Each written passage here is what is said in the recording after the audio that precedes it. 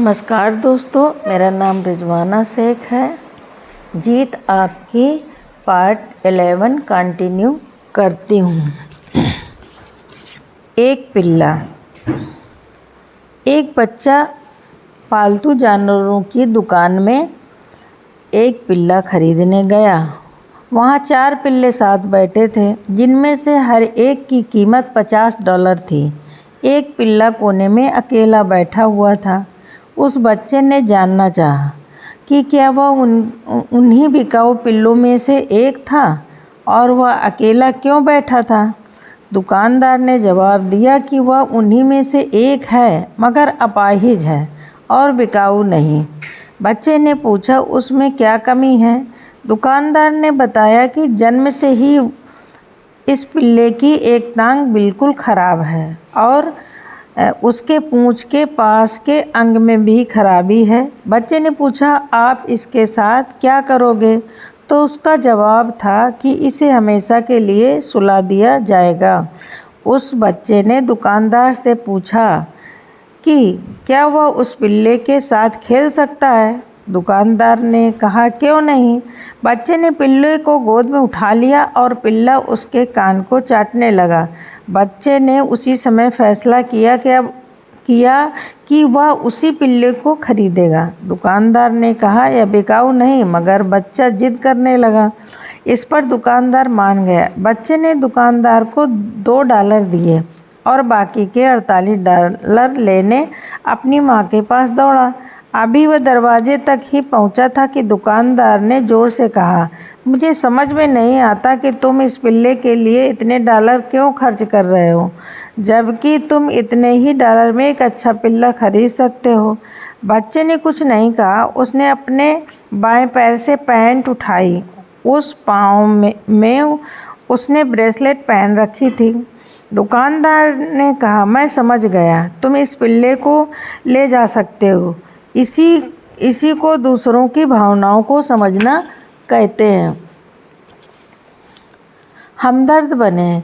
जब आप दुख बांटते हैं तो यह कम हो जाता है, जब आप सुख बांटते हैं तो यह बढ़ जाता है। सहानुभूति और सहानुभूति में अंतर है। सहानुभूति का मतलब है, मैं समझता हूँ तुम्हें कैसा महसूस हो रहा है। समानुभूति का मतलब है, तुम्हें जो महसूस होता है वह मुझे भी महसूस होता है। ये दोनों ही मन की ज़रूरी भावनाएं हैं, लेकिन इन दोनों में से दूसरों के भावों को महसूस करना ज़्यादा महत्वपूर्ण है। सहानुभूति ज़्यादा ज़रूरी है। जब हम अपने ग्राहकों, मालिकों, कर्मचारियों और परिवार के लोगों के मनोभावों को खुद भी महसूस करते हैं तो हमारे रिश्ते कैसे हो जाते हैं, वे और अच्छे हो जाते हैं। इससे आपसी समझ, बूझ, निष्ठा, मन की शांति और उत्पादकता में बढ़ोतरी होती है। आप किसी व्यक्ति, समाज या देश के चरित्र की पहचान कैसे करते हैं। यह बहुत आसान है। सिर्फ यह देखिए कि व्यक्ति या समाज इन 3 तरह के लोगों से किस तरह पेश आता है। अपाहिज, बुजुर्ग, अपने मातहत या जूनियर। सिर्फ इन 3 तरह के लोगों से ही क्यों? क्योंकि लोग अपने अधिकारों के लिए बराबरी में खड़े नहीं हो पाते। एक अच्छा इंसान बने। प्रतिज्ञा करें कि आप छोटों के साथ नरमी से, बड़ों के साथ करुणा से, संघर्ष करने वालों के साथ हमदर्दी से और कमज़ोर व गलती करने वालों के साथ सहनशीलता से पेश आने की, क्योंकि हम अपने जीवन में कभी न कभी इनमें से किसी न किसी स्थिति से गुजरते हैं। हम जिन कामों को लगातार करते हैं, हमारी शख्सियत उन्हीं के मुताबिक ढल जाती है। श्रेष्ठता किसी एक काम से नहीं, बल्कि एक समूची आदत के नतीजे के तौर पर हासिल होती है। हम सभी सफल जीवन जीने के लिए पैदा हुए हैं, मगर हमारी आदतें और माहौल हमें असफलता की ओर ले जाते हैं। हमारा जन्म जीत के लिए हुआ है, मगर हम इस ढंग से ढल गए हैं कि हारना सीख लिया है। हम अक्सर ऐसी बातें सुनते हैं उस आदमी की किस्मत अच्छी है, मिट्टी छूता है तो सोना बन जाती है, या फिर वह बदकिस्मत है, वह कुछ भी छुए मिट्टी हो जाता है। यह सच नहीं है। अगर आप जांचें परखें तो पाएंगे कि जाने या अनजाने सफल लोग अपने हर काम में सही कदम उठा रहे हैं, जबकि हारने वाले लोग बार बार एक ही गलती दोहरा रहे हैं। याद रखें, प्रैक्टिस से पूर्णता नहीं आती, बल्कि सिर्फ परफेक्ट प्रैक्टिस से पूर्णता ही आती है। प्रैक्टिस बार बार किए जाने वाले हर कदम को स्थायी बना देती है। कुछ लोग अपनी गलतियों की ही प्रैक्टिस करते रहते हैं और वे उसी में पूर्णता हासिल कर लेते हैं। वे गलतियां करने में माहिर हो जाते हैं और गलतियां उन्हें खुद ब खुद होने लगती हैं। पेशेवर लोग अपना काम आसानी से इसलिए कर जाते हैं क्योंकि उन्होंने उस काम में पूरी महारत हासिल कर ली होती है। बहुत से लोग काम सिर्फ तरक्की को दिमाग में रख कर करते हैं, लेकिन जिनकी अच्छा काम करने की आदत बन जाती है, तरक्की के असली हकदार वही हैं। किसी चीज़ की आदत डालना खेती करने के समान है। इसमें समय लगता है। एक आदत दूसरी आदत को जन्म देती है। अंततः प्रेरणा एक व्यक्ति से काम शुरू कराती है, प्रेरणा से सही राह पर बनाए रखती है, प्रेरणा उसे सही राह पर बनाए रखती है और आदत की वजह से काम खुद ब खुद होता चला जाता है।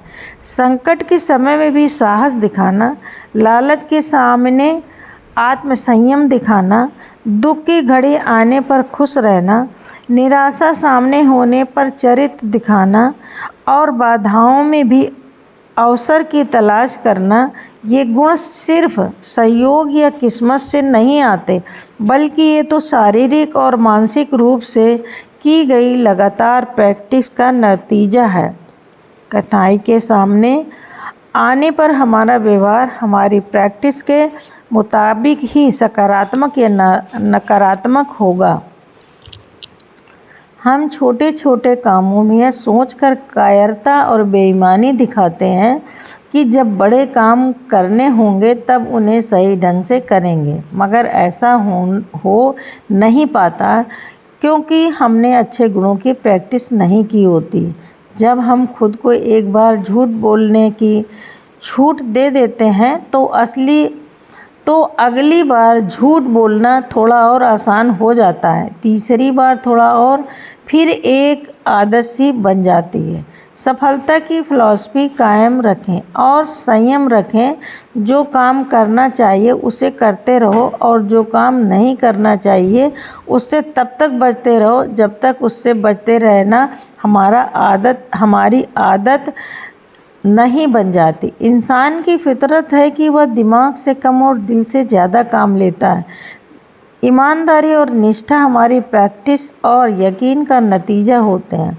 लंबे समय तक किया जाने वाला हर काम हमारे व्यक्तित्व का हिस्सा बन जाता है और आदत भी। ईमानदारी बरतने वाला इंसान हमेशा पहली बार झूठ बोलने पर पकड़ा जाता है, जबकि किसी ने झूठ बोलने की ही प्रैक्टिस की हो तो वह पहली बार सच बोलने पर पकड़ा जाता है। खुद से और दूसरों से ईमानदारी या बेईमानी बरतना दोनों ही आदतें बन जाते हैं। अब यह फैसला हमें करना है कि हम इनमें से किसकी प्रैक्टिस करेंगे।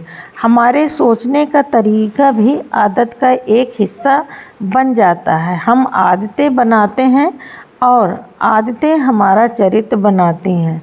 हम किसी आदत को महसूस करें उससे पहले ही वह हमें अपना चुकी होती है। किसी ने कहा है, हमारे विचार काम की तरफ ले जाते हैं, काम से आदतें बनती हैं, आदतों से चरित्र बनता है और चरित्र से हमारा भविष्य बनता है। इसलिए हमें सही ढंग से सोचने की आदत डालनी चाहिए। अच्छी आदतें डालें। हमारा ज़्यादातर व्यवहार आदतन होता है या बिना सोचे समझे अपने आप होता रहता है। चरित्र हमारी आदतों का मिला जुला रूप होता है। अच्छी आदतों वाला इंसान अच्छे चरित्र वाला माना जाता है। ठीक इसी तरह बुरी आदतों वाला इंसान बुरे चरित्र वाला माना जाता। आदतें तर्क और समझदारी से कहीं ज़्यादा शक्तिशाली होती हैं। आदतें शुरू में इतनी मामूली लगती हैं कि आप ध्यान नहीं देते और बाद में वे इतनी मजबूत हो जाती हैं कि उनसे छुटकारा मिलना मुश्किल हो जाता है। आदतों का विकास या तो अनजाने में होता है या फिर निश्चयपूर्वक। यदि हमने सोच समझकर आदतें बनाने का फैसला नहीं किया तो अनजाने में बुरी आदतों के शिकार बन जाएंगे। हम आदतें कैसे बनाते हैं? किसी काम को बार बार करने से उसे करना हमारी आदत बन जाती है। हम काम करके ही सीखते हैं। साहस भरा व्यवहार करने से हम साहस सीखते हैं। ईमानदारी और निष्पक्षता की प्रैक्टिस से हम इन गुणों को अपना लेते हैं और इनकी लगातार प्रैक्टिस करने से हम इनमें निपुणता हासिल कर लेते हैं। इसी तरह जब हम बेईमानी, गलत व्यवहार या अनुशासन की कमी जैसी बुरी आदतों की प्रैक्टिस करते हैं तो उन्हीं में निपुण हो जाते हैं। हमारा नज़रिया हमारी आदत बन जाती है और हम वैसा ही व्यवहार करने लगते हैं। वैसे हमारी सोच बन जाती है और फिर हमारे व्यवहार की दिशा निर्धारित करने लगते हैं। आदी होना। किसी चीज़ का आदी बन जाना एक मनोवैज्ञानिक प्रक्रिया है। इसकी वजह से हम एक दूसरे से जुड़ी किन्हीं खास ढंग की घटनाओं के आदी बन जाते हैं। इसका एक मशहूर उदाहरण पावलोव द्वारा कुत्तों पर किया गया प्रयोग है। रूसी वैज्ञानिक पावलोव कुत्तों को खाना खिलाते समय घंटी बजाया करते थे। खाना देखने पर कुत्तों के मुंह में लार भर आती थी। पावलोव अपना प्रयोग कुछ समय तक दोहराते रहे। इसके बाद उन्होंने घंटी तो बजाई पर खाना नहीं परोसा, पर कुत्तों के मुंह में लार भर आई, क्योंकि वे घंटी बजने के साथ खाना पाने के आदी हो चुका था। हमारे अधिकतर व्यवहार चीज़ों या माहौल का आदी बन जाने का नतीजा होते हैं। हमारा माहौल और मीडिया हमें लगातार कुछ चीज़ों का अभ्यस्त या आदी बनाते रहते हैं। नतीजे के तौर पर हम रोबोट की तरह व्यवहार करने लगते हैं। इसलिए हमें स्वयं को अच्छी चीज़ों का आदी बनना चाहिए। यदि हम चीज़ को सही ढंग से करना चाहते हैं तो यह खुद ब खुद होनी चाहिए। यदि हम कोई सही चीज़ सचेत ढंग से करना चाहते हैं तो वास्तव में उसे सही तरीके से नहीं कर पाएंगे। इसका मतलब यह है कि हमें उसकी आदत बनानी पड़ेगी।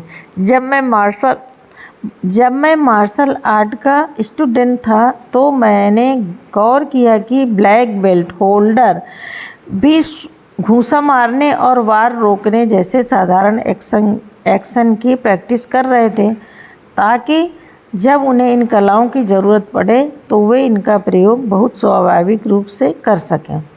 पेशेवर लोग किसी काम को आसानी से इसलिए कर लेते हैं कि वे अपने काम की बुनियादी चीज़ों में माहिर हो चुके होते हैं। कई लोग अच्छा काम कामयाबी पाने के इरादे से करते हैं, पर उसे पाने का हक उन्हीं को होता है जो अच्छा काम आदतन करते हैं। अच्छी आदतों को अपनाना मुश्किल है, लेकिन उनके साथ जीना आसान है। बुरी आदतें अपनाना आसान है, मगर उनके साथ जीना मुश्किल है। हम आदतों के आदी कैसे बन जाते हैं? उस विशाल हाथी के बारे में सोचिए जो 1 टन से भी ज़्यादा वज़न सिर्फ अपनी सूंड से उठा लेता है। ज़रा सोचिए कि उसी हाथी को एक पतली रस्सी और एक खूंटे से एक ही जगह पर बंधे रहने का आदी कैसे बना दिया जाता है, जब वह खूंटी को आसानी से उखाड़कर जहाँ चाहे वहाँ जा सकता है। जवाब यह है कि बचपन में हाथी को एक मजबूत जंजीर और एक मजबूत पेड़ से बांधा जाता है। हाथी के बच्चे की तुलना में जंजीर और पेड़ मजबूत होते हैं। बच्चे को बंधे रहने की आदत नहीं होती, इसलिए वह उस जंजीर को खींचने और तोड़ने की लगातार नाकाम कोशिश करता रहता है। एक दिन ऐसा आता है जब बच्चा समझ जाता है कि खींचने और तोड़ने की कोशिश करने से कोई फ़ायदा नहीं। वह रुक जाता है और शांत खड़ा रहने लगता है। वह अब वह दिमागी रूप से इसका आदी हो चुका होता है और जब वही बच्चा एक विशाल हाथी बन जाता है तो उसे एक कमज़ोर रस्सी और खूंटी से बांध दिया जाता है। वह हाथी चाहे तो एक झटका देने से ही आज़ाद हो सकता है, मगर अब वह कहीं नहीं जाता क्योंकि वह बचपन से ही दिमागी रूप से इसका आदी हो चुका है। हम पर जाने अनजाने इन चीज़ों का असर पड़ता चला जाता है। जैसे किताबें हम पढ़ते हैं, जैसे फिल्में और टीवी प्रोग्राम हम देखते हैं, जैसे संगीत हम सुनते हैं, जैसी संगत में हम रहते हैं। गाड़ी चलाते समय अगर हम एक ही धुन बहुत दिनों तक सुने और एक दिन टेप रिकॉर्डर खराब हो जाए तो अंदाज़ा लगाइए कि हम कौन सी धुन गुनगुना रहे होंगे। पागलपन की परिभाषा यह है कि एक ही काम को बार बार किया जाना, लेकिन हर बार अलग अलग नतीजे की उम्मीद रखना।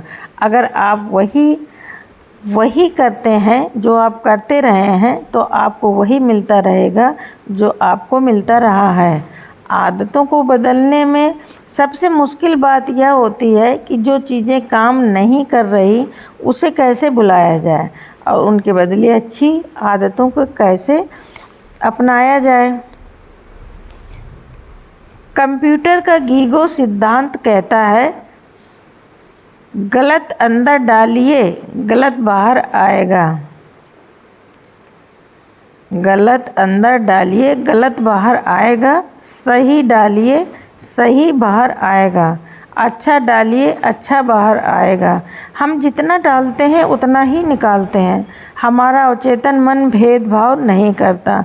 हमें जो कुछ भी अपने अवचेतन मन में डालेंगे वह उसे स्वीकार कर लेगा और वही बात हमारे व्यवहार में उतरेगी। टेलीविज़न ने हमारे नैतिक मूल्यों, सोचने के ढंग और संस्कृति पर काफ़ी हद तक अच्छा या बुरा असर डाला है।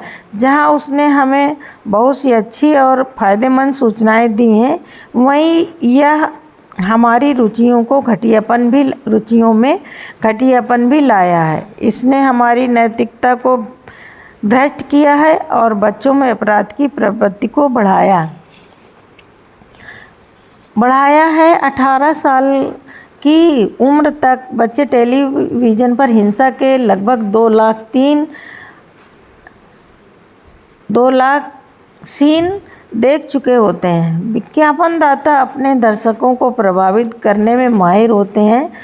किसी बड़ी घटना के दौरान कंपनियां 30 सेकंड के विज्ञापन के लिए लगभग $10 लाख खर्च करती। यकीनन उन्हें इसका फ़ायदा मिलता है। हम किसी खास ब्रांड के सॉफ्ट ड्रिंक या टूथपेस्ट या विज्ञापन देखकर सुपरमार्केट से उसी को खरीद लाते हैं। दरअसल हम सॉफ्ट ड्रिंक को नहीं बल्कि उस ब्रांड को खरीदते हैं क्योंकि इसलिए कि हमारे दिमाग को उसी ढंग से ढाला गया है और हम वैसा ही व्यवहार करते हैं।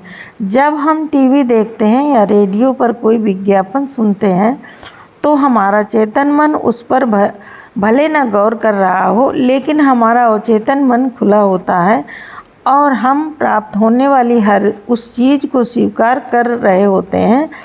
क्या आपने कभी किसी टीवी से बहस की है? जाहिर सी बात है नहीं। जब हम पिक्चर देखते हैं तो हंसते हैं और रोते भी हैं क्योंकि हमारे अंदर डाला गया भावनात्मक इनपुट भावनात्मक आउटपुट के रूप में फ़ौरन बाहर आता है। इनपुट को बदलने पर आउटपुट अपने आप बदल जाता है। चेतन और अवचेतन मन। हमारे चेतन मन के पास सोचने की शक्ति है या स्वीकार कर सकता है और अस्वीकार भी, मगर अवचेतन मन सिर्फ स्वीकार करता है। यह इनपुट को लेकर कोई भेदभाव नहीं करता। अगर हम अपने मन में डर, शंका, नफरत के भाव भरें तो हमारे आत्म सुझाव इन सभी भावों को सक्रिय बनाकर वास्तविकता में बदल देंगे। हमारा अवचेतन मन एक डाटा बैंक की तरह है। अवचेतन मन एक गाड़ी की तरह है और चेतन मन एक ड्राइवर की तरह है। इन दोनों में से अवचेतन मन ज़्यादा शक्तिशाली है। शक्ति तो गाड़ी में ही होती है। यह अलग बात है कि उसका कंट्रोल ड्राइवर के पास होता है। अवचेतन मन हमें फ़ायदा पहुंचा सकता है और नुकसान भी। उसमें सोचने समझने की क्षमता नहीं होती। अगर हम सफल नहीं हैं तो हमारे अवचेतन मन को नए और सही तरीके से दोबारा प्रोग्राम करना पड़ेगा। अवचेतन मन एक बगीचे की तरह है। इसे कोई परवाह नहीं कि आप कैसे पौधे लगाते हैं या निरपेक्ष है, इसकी अपनी कोई इच्छा नहीं।